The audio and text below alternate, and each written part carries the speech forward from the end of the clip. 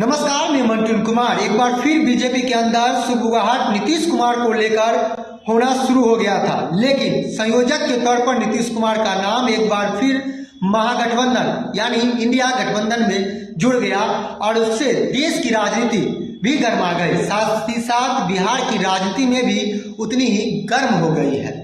बिहार की राजनीति और इंडिया गठबंधन की राजनीति दोनों को आज हम परखने की कोशिश करते हैं और पलट दर पलट दोनों से जुड़े कुछ सवाल को आपके सामने रखना चाहते हैं कि बिहार के मुख्यमंत्री नीतीश कुमार जो इसे आज कन्वेनर के रूप में इंडिया महागठबंधन में मनोनीत किया जा सकता है, अनाउंसमेंट हो सकता है, इस पर एक व्यापक सहमति बताया जाता है, बन गया है। इंडिया गठबंधन आज के तारीख में जो तमाम जो घटक दल हैं, उनके बड़े नेता हैं, उन नेताओं के साथ एक वर्चुअल मीटिंग होगा और उसके तहत उस बैठक में सभी ऑनलाइन जुड़ेंगे। हो सकता है कि आज ही सब कुछ इस गठबंधन में बाहर निकल कर चले आए। जो भी अनाउंसमेंट होगा आज ही होना है। उसमें मल्लिकार्जुन खड़गे जो कांग्रेस के राष्ट्रीय अध्यक्ष है, उन्हें इस महागठबंधन में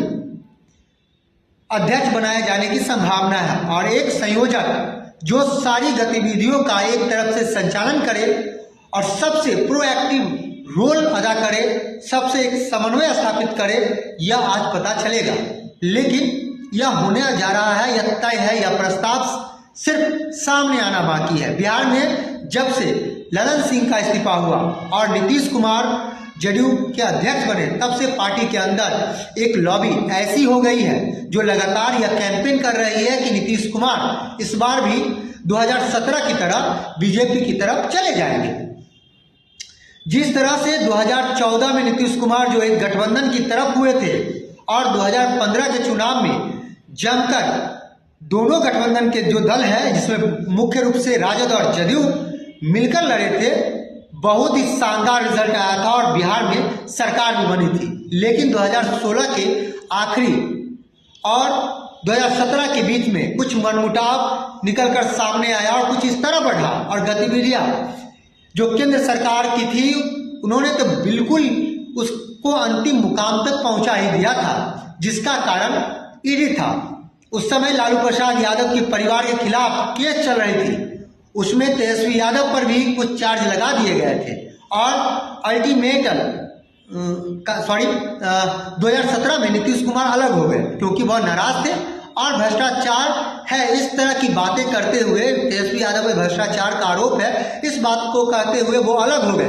कुछ लोग कह रहे हैं कि 2017 वाली स्थिति फिर से उत्पन्न होने वाली है क्योंकि 5 जनवरी को ईडी ने तेजस्वी यादव को फिर बुलाया है और आज इंडिया गठबंधन की एक मीटिंग है और 5 जनवरी ईडी ने Tejashwi Yadav deputy chief minister of Bihar को उन्हें बुलाया है। कमेंट किया है कि कई बार वह सामना भी कर चुके हैं, लेकिन कई बार वो नहीं आए हैं, लेकिन उन्हें इस बार आना होगा।